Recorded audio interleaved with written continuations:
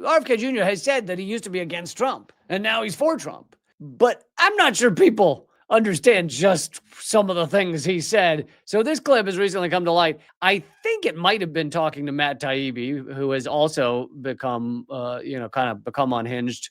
One of the things that you write so beautifully, and your stuff is so fun to read, but you write about Trump.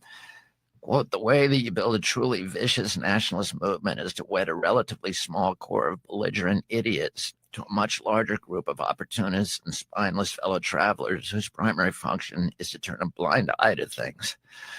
We may not have that many outright Nazis in America, but we have plenty of cowards and bootlickers. And once those fleshy dominoes start tumbling into the Trump camp, the game is up.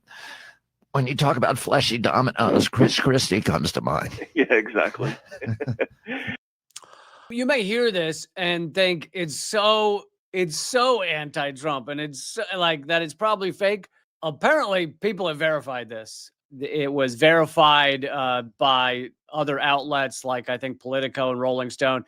This is RFK, and both him and Taibbi, the two people on this phone call, have made the switch to bootlickers. Like, it's what the fuck is going on? How do you pivot that far? You just go wherever. Cowards and bootlickers, and that the term he used, cowards and bootlickers. You just make the switch to wherever the power is.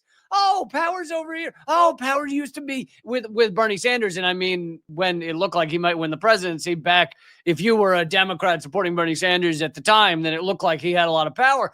Power used to be over there, and they were like, "Hey, power's with actually giving a shit about the world and all these things, caring about healthcare and stuff." And then the power dynamic shift, and the cowards and the bootlickers. Boy, was RFK right? Fell right in line. They fell right in line. Did he know he was talking about himself? Did he fucking know he was talking about himself?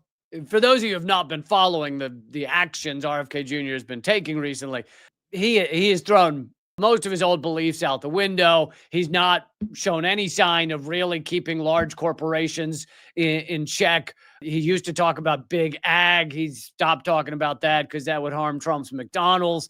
And we'll throw this in there as well. Not that the Surgeon General is be all and end all of everything.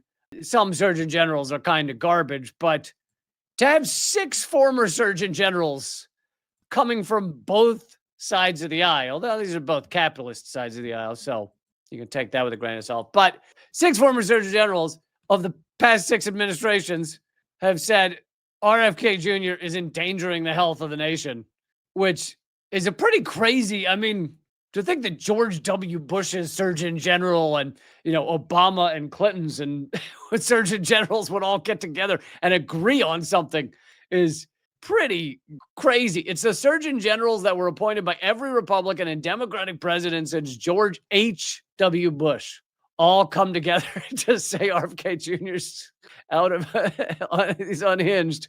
Despite differences in perspectives, we have always been united in an unwavering commitment to science and evidence-based public health. They also cited Kennedy's recent and discredited claim that the use of acetaminophen during pregnancy, this is from Truth Out, by the way, during pregnancy is linked to autism. The claim has been widely condemned by scientific and medical communities who have pointed out that the available research is inconclusive and insufficient. Also, there are communities without acetaminophen or don't use much of it who have the same rates of autism. Also, there's the fact that I thought for like a decade, RFK Jr. said it was vaccines causing autism. Now it's acetaminophen.